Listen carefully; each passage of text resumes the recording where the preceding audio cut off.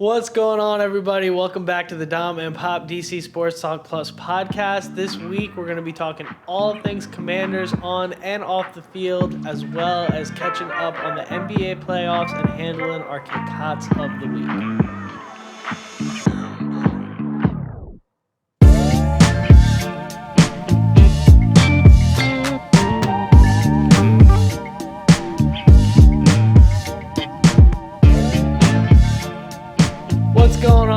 Before we get into this week's episode, I just want to thank you all for watching and listening and kindly remind you to please like, comment, subscribe, download, press all the buttons you can to support us. Watch us on YouTube, Dom and Pop Podcast, and check us out on Spotify, Amazon, Google Podcasts, all the good listening services at Dom and Pop DC Sports Talk Plus Podcast. Make sure to give us a download and make sure to also follow us at DC Sports Plus on Twitter and Instagram. Thanks a lot, guys. All right, Pop, how you doing today? What's going on? Doing good. What about you, son? You look grumpy today. I gotta say, you all right? You gonna shake this off and give the people what they need? It's been a morning, man. It's been a morning. It's been a weekend. A lot of crazy events going on, and we had a production meeting before this, and Pop managed to outline every mistake I've made. And so, I just really want to improve. I just really want to get better and do good by the people. So, yeah, if you have anything I could get better at, just drop us a tweet at DC Sports Plus. I know you got nothing to say about Pop. He's been perfect. So don't even waste your energy. But yeah, drop us a tweet with anything we can improve on, please. The boy's a little sensitive, a little sensitivo this morning, or afternoon. All right, but. We'll get her done. All right. So, hell of a week for Commanders fans, man. Another boring news week in Commanders universe, Thank God. Nothing going on. Slow period. Thank God we don't follow like the Buffalo Bills or the New England Patriots or, a team where June would just be a really boring month as you're getting ready for another playoff season. No, we follow the Commanders, so every week, exciting headlines, national media. Thank goodness. So basically, if you've been living under a rock, we'll do a really quick recap. But Jack Del Rio continues on his Twitter, and this week it's a lot less funny and a lot more. For those of you who didn't see me, I double facepalm there. But basically, this whole thing starts where, completely unprompted for no reason, Jack Del Rio decides to tweet at like 7 or 8 o'clock my time. So like late night on the East Coast. I think it was Sunday or Monday night, early in the week. He decides to tweet something related to the whole January 6th hearings getting started and basically equating them to the Black Lives Matter protests that happened over the summer. And then, of course, the next day at OTAs, he gets asked about it because why would you tweet stuff like that if you don't want to be asked about it at the podium? Right. Gets asked about it. Pretty much, he gives a pretty coach speak answer. The first time around is just like, I have a right to my opinion, but we're going to keep it about football, blah, blah, blah. Gets asked again, gets kind of upset. Goes on a bit of a rant about it. You guys can look up the clip. I don't want to misquote anything. Look up the clip. Come up with your own feelings and opinions. And then ends up saying something along the lines of calling the January 6th thing a dust-up. Yeah. And, so definitely some stuff to talk about there. Yeah, not only calling it a dust-up, but also, going on a rant about how not a big enough deal has been made about the protests and the riots around the George Floyd stuff. So, I mean, it's and drawing a direct correlation between those two events. Yeah. And, I mean, we make a pretty conscious effort here. I love sports for the same reason that everybody else does. It's an escape.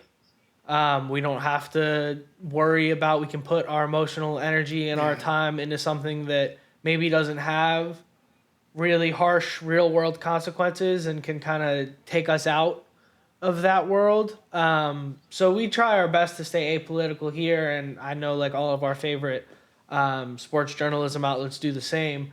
But we're gonna do our best to try and walk the line here and talk about an issue that's pertinent to our team and what's going on, and without getting too into the weeds of it. But I'll let you kick it off, Pop. Go ahead. What are your thoughts? How do you feel about all that?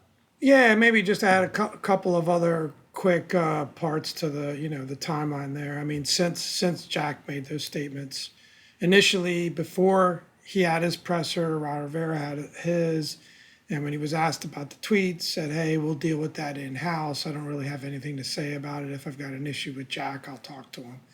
And it was amazing actually listening to the presser. I listened to it on the B. Mitch and Finley show. I actually didn't listen to it live. I went back and listened to it. And you're right. I mean, he handled it pretty well all the way up until the end, and he got asked that one last question, and you could tell, I don't know how important it was to him to spout out what he said. And as credible as like just sitting there with your jaw open, just saying, is he really saying this right? And so. And then since that point, he was fined $100,000 by the Commanders, and Coach Rivera released a statement that was pretty strong in terms of saying how much he disagreed. And then even since then, Del Rio has deleted his Twitter account. I don't know if you knew that. Oh no, that's news to me. Yeah.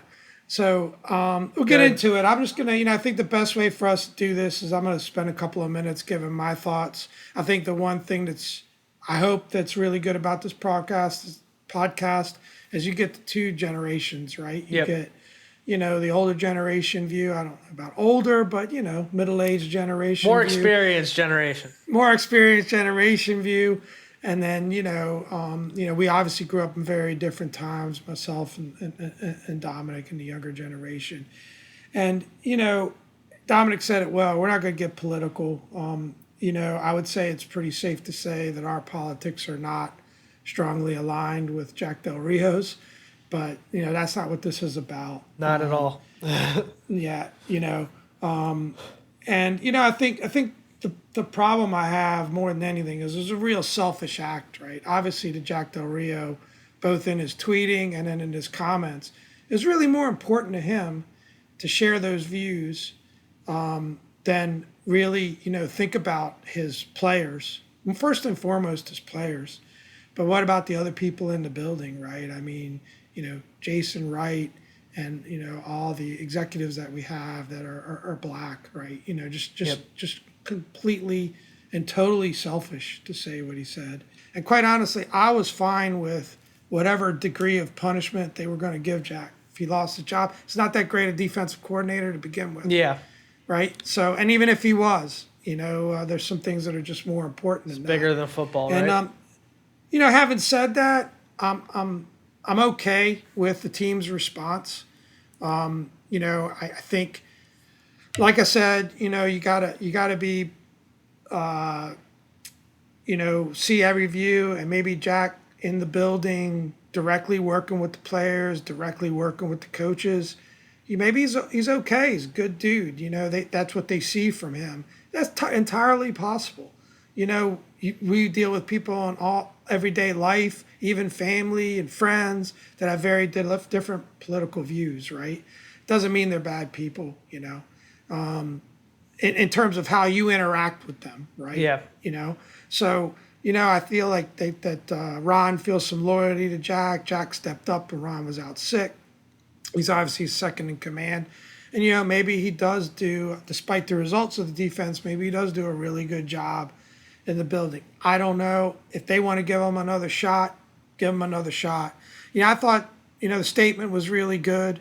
I really thought the most powerful part of the statement, and I think it says it all, is where he says, "I want to make it clear that our organization will not tolerate any equivalency between those who demanded justice in the wake of George Floyd's murder and the actions of those on January 6th who sought to topple our government." Yep. I thought that said it all. Yep. And I thought that was great, and it really explains, how I feel.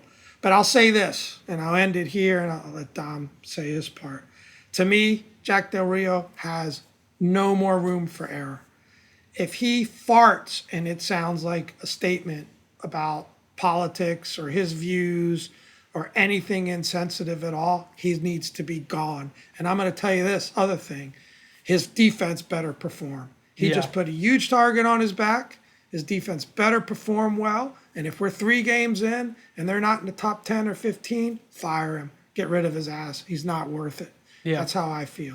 And again, I'm good to give him a chance, going forward. But, maybe hopefully, him deleting Twitter, although I think that there's, multiple ways you can read that, will keep him out of trouble. But he better keep his mouth shut at this point when it comes to that, because he's representing not only the Commanders, our community, and everyone else involved. And, it ain't about that. If that's more important to him, if the tweet about this stuff and his political vibes is more important to him, then quit. Go do that. Make that your living. Go get a job, on the network of your choice, talking about this stuff. Yep. So, anyway, that's all I got to say about that. Yeah, I had a lot of really good points in there, Pop. I agree with pretty much everything that you said. Like you said, I don't think you could pay me $1 million to find a single political commonality between me and Jack Del Rio. I'm not even going to get into that. Like I Right. can't. I find the things that he says that he believes in abhorrent and borderline nauseating. So I don't want to talk about it. But a couple things I do want to touch on. The freedom of speech thing, like you said, these idiots use the freedom of speech stuff to think that means freedom of consequence. That's not the same thing. Freedom of speech means you cannot be put in jail for speaking out against the government. Nobody's been put in jail for speaking out against the government. Freedom of speech does not mean you can represent a private business however you feel and have no consequences. That's not how that works. I work for a engineer with a somewhat large public persona within the engineering world, right? I can't get on my Instagram and just post whatever I want. I have to think about what I'm posting, and that's why if you follow me on my Instagram, you see it's dogs, it's funny jokes, it's the food I'm eating, because I'm not getting into anything that could possibly jeopardize my boss's standing in the industry and myself and getting myself in trouble. I'm not doing that because you can't do that. You can't represent a multi-billion-dollar private entity this way and expect there to be no consequences. You can't. That's just not how it works. And when you're talking about something like this that is so deeply racially intertwined on a team that's probably 80% black. I don't have the numbers, but it's got to be at least 70, 80%. It's got to be higher than that. Yeah. At least. And you have a minority head coach. You have a minority president. You have several prominent public figures that represent the team that are black. Doc Walker, B. Mitch, guys like that, right? And you just say these things. It really, really frustrates me because you know what? If it weren't for those people, you wouldn't have a job. And your ignorance you're basically allowed to be ignorant because you're profiting off of all of this. So that drives me nuts. But in terms of just the professionalism side of things, like he's completely derailed. I mean, Curtis Samuel left the practice field with soreness this week. We're not talking about it. He's completely derailed and created a massive distraction for the number one franchise with distractions and negative media attention in all of sports recently. And he's both created DC another one. and Virginia used it as an opportunity to say they were pulling out of the whole stadium thing. Yep. Which was He's created another one. He's proved everybody right because he had to get some tweets off like a 12-year-old. I mean, I know just because of the age difference, Pop, you didn't grow up with social media, but I grew up with it. And I remember being 13, 14, talking trash with somebody about playing FIFA or something stupid. And it escalates on Twitter or social media. Now you're saying stupid stuff and you're like, oh, man.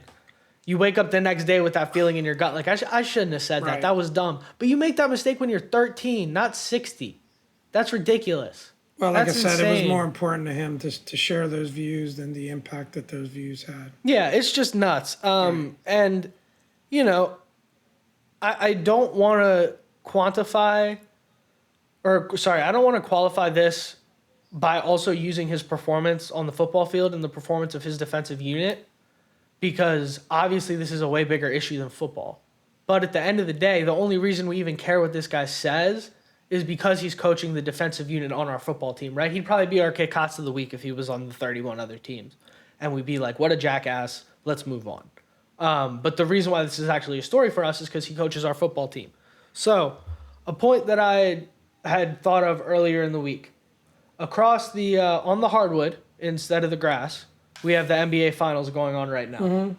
Two of the best coached NBA teams I have ever seen in my life. Yep. With Steve Kerr and Ime Udoka. I hope I didn't butcher his name. I think that's how you say it. I'm pretty sure.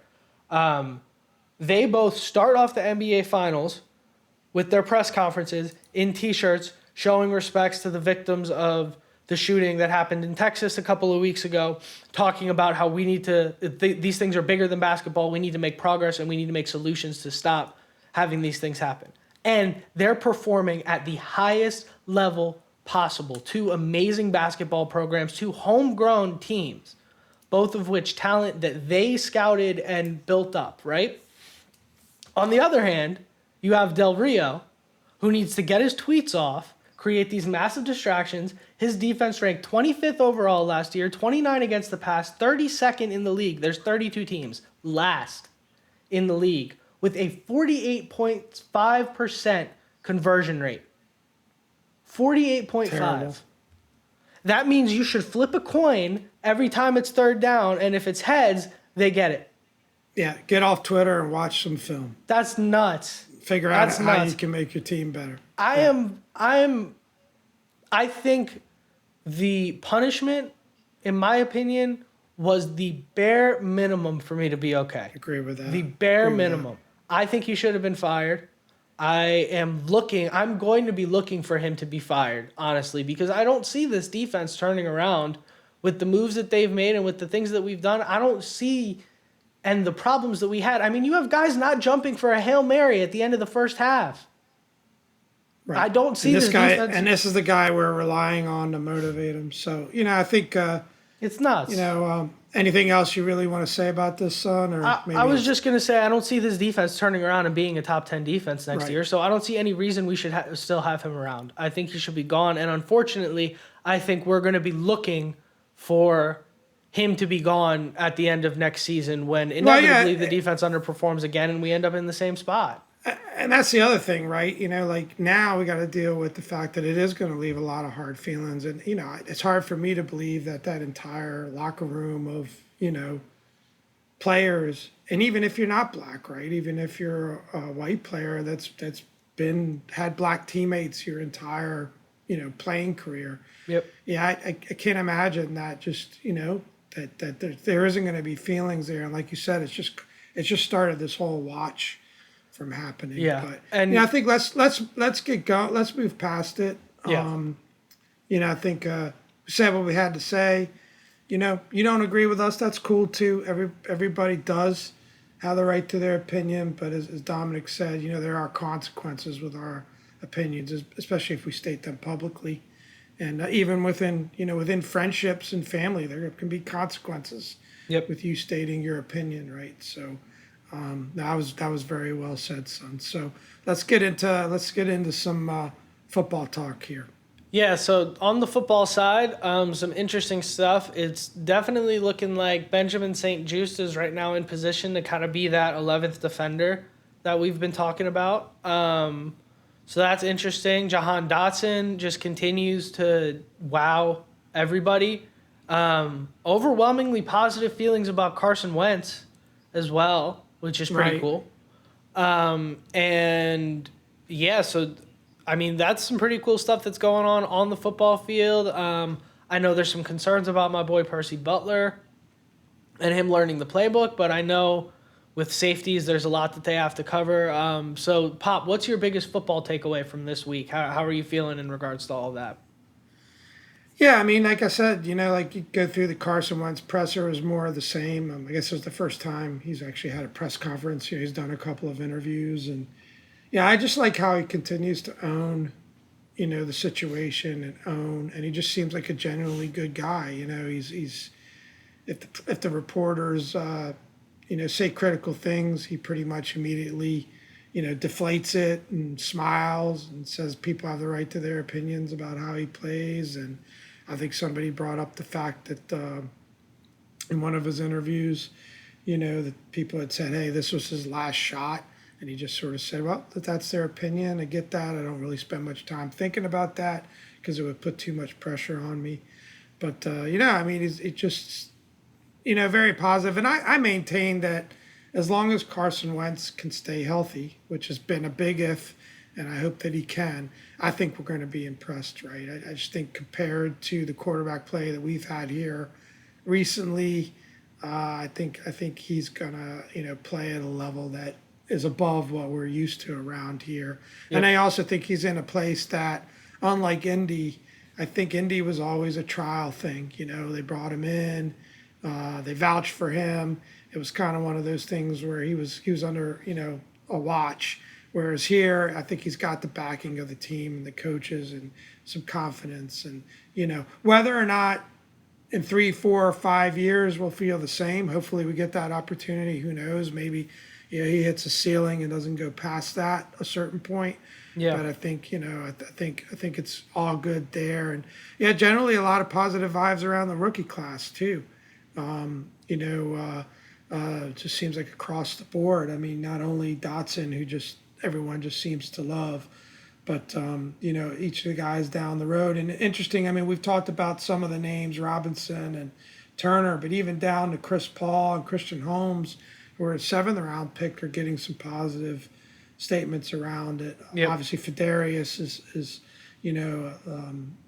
well thought of as well. I'm out of the 2nd round, so yeah, I mean it's good to see. It's still early, but a lot of times this time of year you don't hear the rookie class getting as much good talk as that. So yeah, and you brought up Benjamin St. Juste. I thought it was pretty interesting. Logan Paulson on the Commander's show there mentioned that he has been the one guy that's been able to shut Dotson down, which gave me a little bit of pause, saying, oh man, does that mean that Dotson's not as good as what everybody's saying? If Benjamin St. Juste is locking him down, yeah, that's trouble.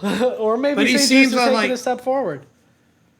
Yeah, I'm going to take it more as a positive for St. Juste. It sounds like, we were kind of questioning last week who's that 11th defender, and it sounds like he's solidifying that spot as the 11th guy in the nickel package there, which is great. I mean, I still think we need you to get on your training program there for linebacker tryouts once training camp starts. But in the meantime, that was positive to hear this week. I hadn't really heard too much of that before.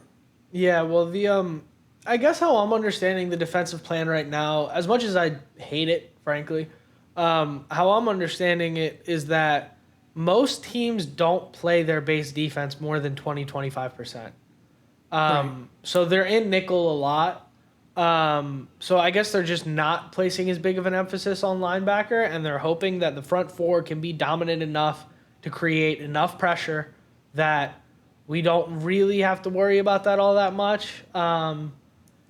And I'm concerned about that. I don't think we've seen enough consistently from that front four to have that kind of faith, but I guess Del Rio and Ron think that, so we'll see. It's good to hear that St. Juste is taking that step forward. You really hope that, and this is a team that cornerback has always been pretty much, after D'Angelo Hall, has been a position that has evaded us.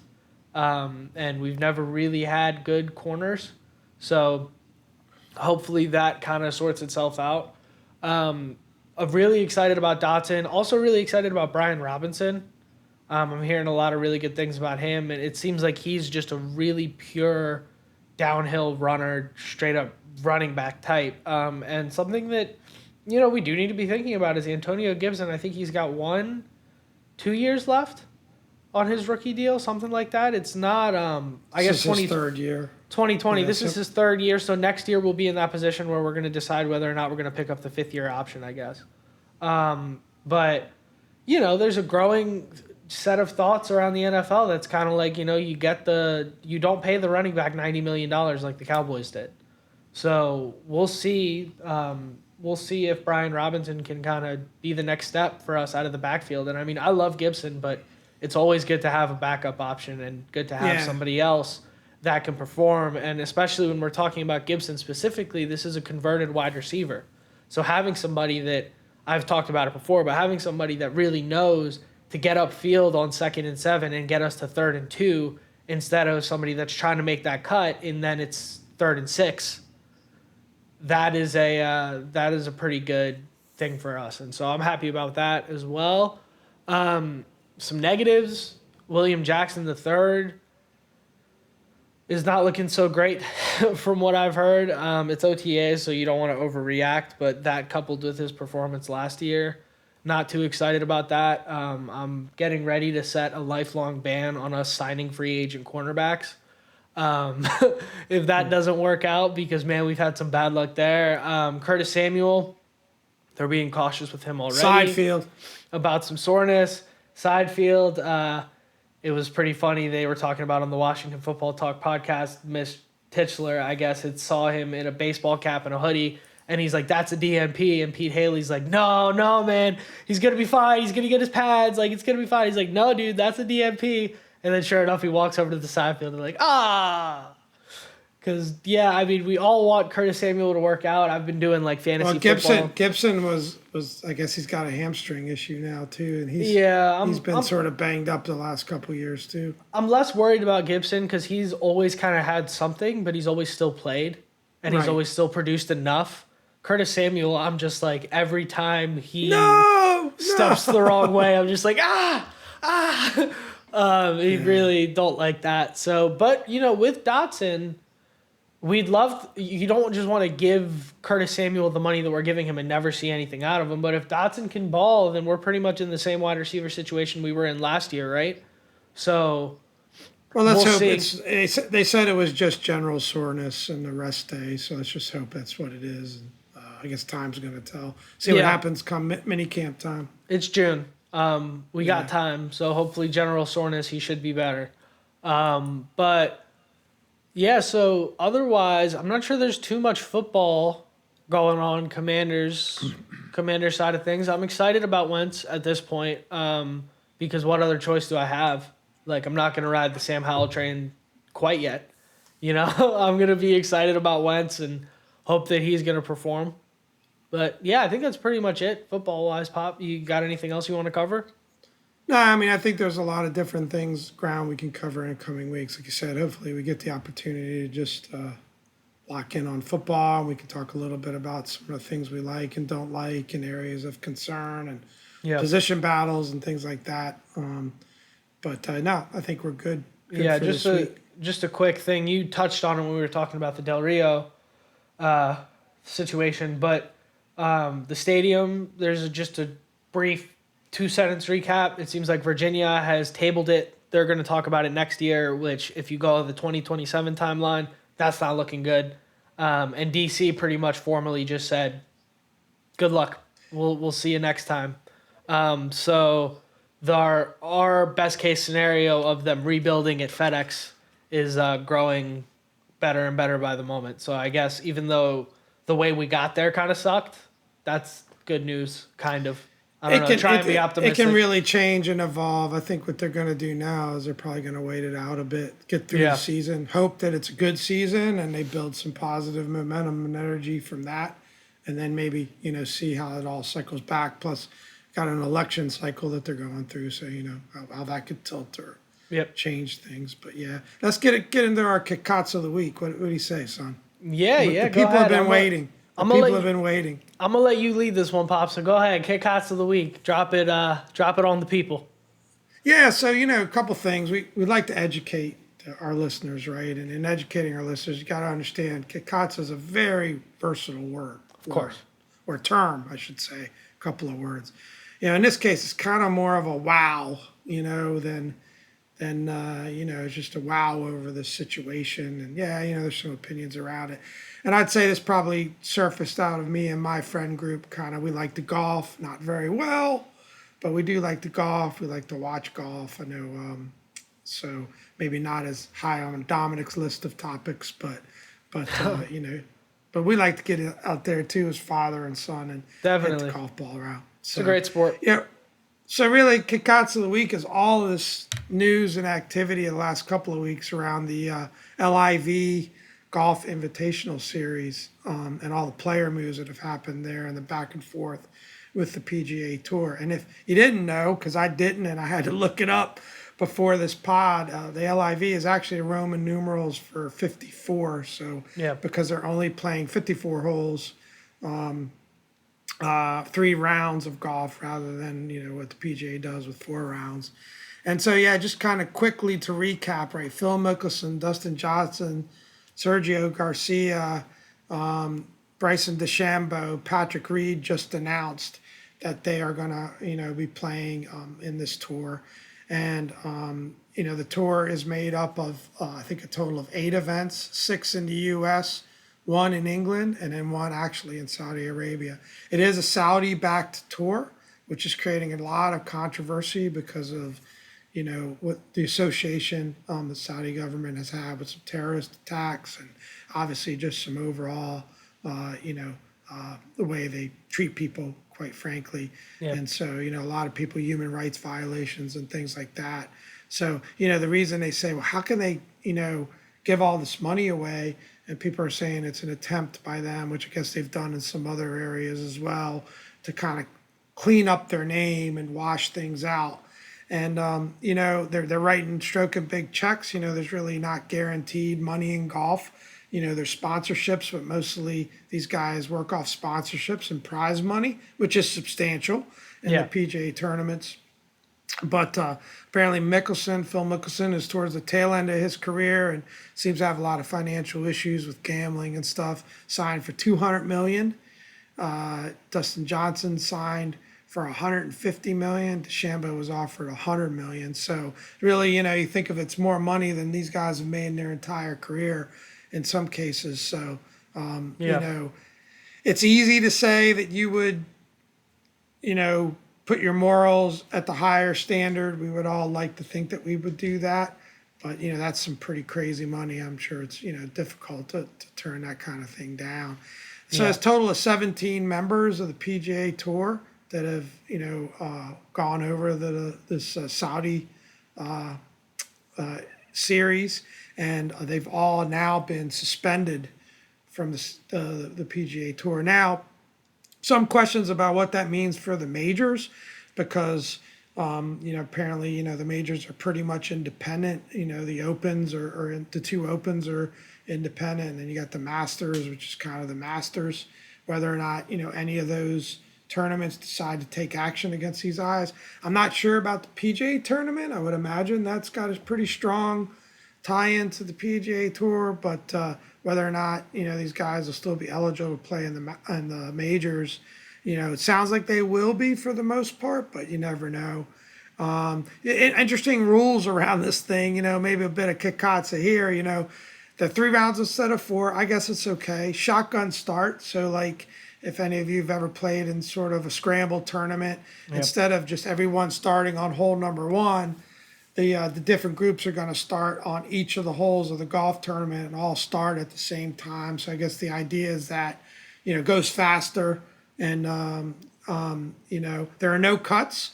So you play all 54 holes. There is the guaranteed money that exists there. And then they have teams. So apparently there's a snake draft every week for one of these tournaments. So they actually have teams, and the team names for this week's tournament in St. Albans, England, were Aces, Fireballs, Ironheads, Niblicks. I'm not sure what a Niblick is, and Majestics. Wow. So Katsa, that's pretty wild. I don't know, pretty silly there. They've managed to find 5 names worse than Commanders. That's pretty impressive. Well, there's That's more pretty than that. I impressive. just highlighted. I think there's actually 12 total teams, but I highlighted the few that gave me the most chuckle. Yeah, all of a sudden Washington Commanders sounded pretty good, huh? I like it. I like it. But again, it's just, I guess it's them just attempted a little bit of fun and a little tie into the maybe fantasy football crowd. I don't know. And then the first tournament was actually completed this weekend. It was won by Charles Schwartzel. There are a lot of players. He won $4.75 million, by the way. Nothing to shake out. There are a lot of players that are speaking out against it. A lot of PGA Tour players speaking out against it. Interesting that none of the top 10 have vaulted. Only one that's kind of sniffing the top 20, which I think is Dustin Johnson. Yeah, is involved. So, there's still a lot going on. The Canadian Open this week, if you look at the leaderboard, there's a lot of the top guys. And, we're kind of going back and forth in my friend group. And I think, my take was, look, it's happening. It's being shook up. Kind of reminds me a little bit. It's a bit old school reference here, Dominic. Sorry when the USFL, you might have heard of the USFL came along. Spring League, signing a bunch of big name players for a bunch of big contracts. It didn't work out, right? The people spoke. People said NFL is where we're at. And it's going to be interesting to see what happens here. I don't know. I don't have a prediction. These guys can't be making money for the amount of money that they're giving out, but I guess they've got money to burn in pretty deep pockets. But the people have to speak. If all the people are watching PGA events and not this, or vice versa, or if it gets split, then I think the decision will maybe be made over time. But we'll see where it comes, if it's just a flash in the pan and it fizzles out, or has it really changed things? And, I don't know. Everyone has problems adjusting the change. So, yeah, it's wild. So for a kick-outs for how wild the whole thing is, really. definitely. Yeah, it's a crazy, crazy thing. I mean, it's as if the XFL, when they're getting started now, it's as if all of a sudden Tom Brady is like, I'm going to go play for the XFL. And that's Mahomes, how the USFL it's was, really. Geez, it's pretty wild. But yeah, so kick-outs to that whole situation, pretty crazy there. Another kick-outs of the week for me is I managed to get a $400 tow and parking ticket watching the NBA Finals for a driveway blockage. I couldn't have been more than a foot into this lady's driveway, but apparently that's enough to call the police on somebody and not only hit them with a $68 ticket, but a $310 towing fee.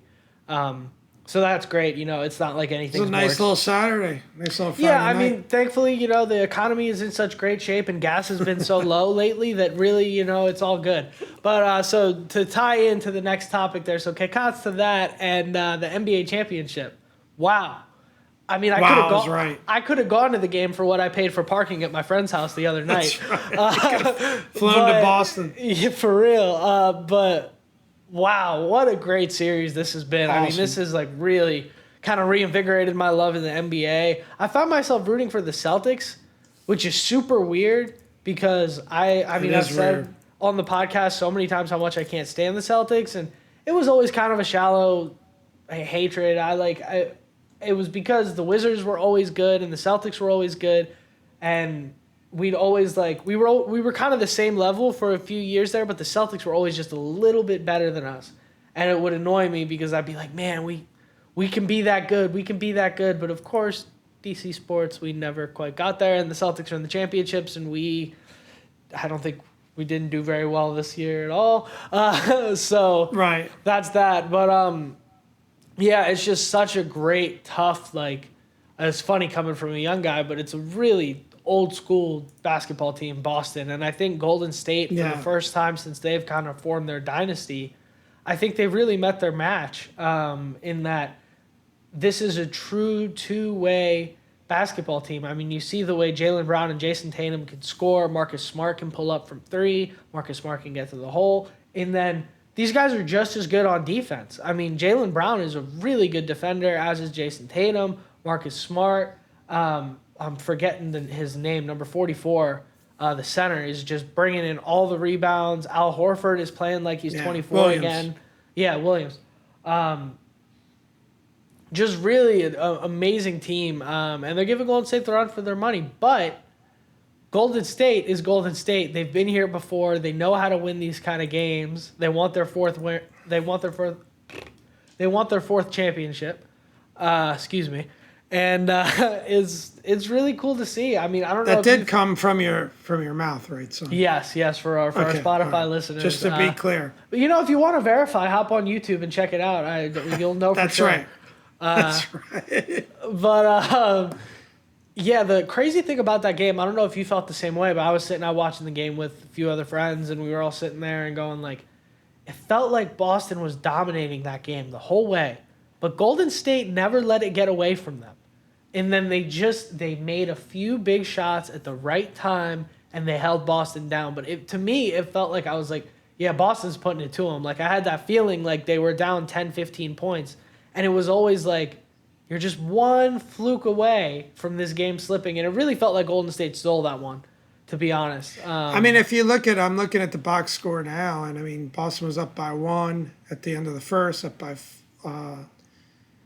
they outscored Golden State by 4 in the second. Then Golden State always seems to win the third quarter. So Golden State, outscored them, tightened up the score, and then just pulled away with it in the fourth. So I get what you're saying. I think there was a feeling that Boston was the better team through the first 3 quarters, or at least in the first half for sure. Yeah. But it was the score always remained pretty close for the most part. And you know what can you say? Steph Curry. I mean, I actually think that one thing that I've come to realize is I think there's some hangover effect in how we think of Golden State. But Draymond's not the Draymond of 3 years ago. Not even close. Clay is not the Clay of 3-4 years ago. He can bring moments. He hits some pretty big shots. Later in the game. But, Iguodala is kind of a non-factor at this point, and he was like one of their best players when they were going on their runs. I'm not even sure. I don't even see him on the roster anymore. So. He is. He's playing for them. Did not play. Yeah, he's like somewhere between a DNP and 6 minutes a game. Like he's not. Yeah. He's not seeing the court. And they've got some decent players. I mean, Otto Porter makes the starting lineup. No disrespect from Otto, but he brought his 2 points, 1 rebound game to things. And like I said, Draymond's not what Draymond was before. So Poole, it's really Peyton. Steph Curry is putting this team on his back like never before, and that's amazing because if you were to think about this and Steph getting a little older, you'd say, oh, he's going to need more help, and he's actually carrying this team, and it's like more what he's bringing, and it's incredible. And what he can do, his range, his mid-range game, his handles, for a guy that, maybe weighs a little more than you do, Dominic. I mean, it's incredible what he's doing. And, he is the superstar of this championship. And if they win, if Golden State's able to pull it off, it's because of Steph. I mean, as simple as that. He's just, and they're getting some help. Wiggins had a great game in terms of, he put up 17 points and got a bunch of rebounds as well. So, you got to give him credit, 17 and 16, I think, and he plays really tough defense. They get some good minutes from Poole, as well off the bench. I was gonna say Jordan Poole has basically kind of filled that number 2 role that Klay Thompson has whittled his way out of slowly. Jordan Poole has been excellent this season, and the playoff run. It's a combination of the two of them now rather than just being Klay alone. He hasn't quite been himself this series. Gary Payton II as well has been really great too. But like this series, it's been all Steph. And it's really cool to see because he doesn't have a finals MVP yet, believe it or not. So this would be his finals MVP if Golden State were to win. So that would be pretty without a doubt. That would be pretty pretty cool. It's just great as a series that you don't get too often. Yeah. Where you don't know who's going to win. Yeah. Like you really just don't know. You're thinking Boston after Boston wins, and then you see what Golden State did in Boston. I really hope it goes 7. I think Me it too. will. You never know. But the 7th game, at home for Golden State, I think, yeah, that's going to be interesting. Not that Boston couldn't win that game, but it's tough. It's a toss up at this point. Yeah. And you're right. Boston's a real team. I don't think they're getting. It's Jason Tatum's still a young guy, first time in the championship. He hasn't been super consistent. Not being critical. They're a little bit more balanced across the board for sure. And they play, just like you said, they play old school, tough basketball. But both teams are doing that now, and I've been impressed by how Golden State's responded. So I don't know. I mean, if you had to choose, who you got? Who are you gonna say is got at this point? Oh man, it's almost impossible because like the other thing I was gonna say about Game 3 was it almost felt like it was like a experience won that game.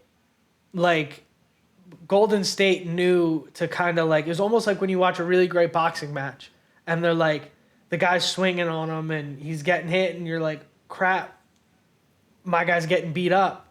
And then in the 8th round, it was like the Mayweather-McGregor fight. McGregor came out hot, won the first 3-4 rounds, and then Floyd, because he's been there so many times and he really knows how to box, he put him on the canvas round 8 without even thinking about it, right? They were this strange, like, Golden State knew to just stay in it enough and to be ready to capitalize at the right time. And it was almost an experience thing for why they won, in my opinion. But I do think Boston is the better two-way basketball team. And I think another problem Golden State's running into is that they're really living and dying by the 3, and Klay's threes are not falling the way they used to. So I think this next game, if Klay Thompson can get it going, it's going to be Golden State. If at any point in this series Klay can get going, Golden State wins. But they have the best player on the court with Steph, right? So, I mean, that's always going to give them a little bit of Yeah, but depending on the night, I mean, Jaylen Brown in Game 3 was the unbelievable performance. But I think overall it's probably Boston would be my pick. I think Boston wins. Okay, I'm going to stick with Golden State. They were my pick from the beginning, and I'm going to stick with them to pull it out. But it is a coin flip, it feels like. And just sit back and enjoy. It's the best thing I could say. Yeah, I mean, it's the kind of thing where, like, I made a joke to one of my friends at the kind of hang I was at watching the game. I was like, it's so beautiful being a DC sports fan in these moments. Because I was rooting for Boston, and Boston lost what kind of felt like a heartbreaker, right? But I could get on with my night and have a good weekend because it's not my team. My team has been out of the playoffs for months now. I don't have to sweat it. Like, I can just enjoy. So there's a little hidden benefit to our teams always kind of underperforming and not quite showing up. So. I don't know. You I guess so. Not sure I'm following the logic, but I'll go with it. Well, if that was the Wiz that lost that game the way Boston did, that would have ruined our whole weekend. We might have had to cancel the podcast. That would have been horrible. If the Wiz were in the NBA championship, I think I could live with a heartbreaking loss. Fair enough. Yeah, I agree. Yeah. I agree. But, yeah, what a great series, and super, super, super excited to watch the rest. I'm pumped. I have some plans tonight, so I wasn't going to be able to watch it, but I just realized the game's tomorrow. So I'm super pumped to catch that. And, yeah, I mean, just can't wait to see where it goes. Pretty awesome. Awesome. I agree. All right. Well, Pop, what do you say we wrap this thing up? I mean, I think we've covered a little bit of everything. So. I don't know if you want to, do the latest. Now that we're covering all issues here, you check in with Russia, Ukraine, figure out what's going on there. No. Any other news? No. This hopefully. I hope it's the last political or not. Like I said, we try to stay out of it, but hope it's the last time we ever got to talk about anything like that. But it is our beloved Commanders. Someone's going to say something stupid soon. We will always just wait. We will always have something to talk about with this team. That's for sure. Absolutely. So until next week, hopefully all we're talking about is rolled ankles and did not practices, and hopefully we're not talking about too many of those. But until then, I've been Dom. This is Pop. And thank you guys so much for listening. Love me, baby. I'm on your chain, can't complain. You're so lovely, looking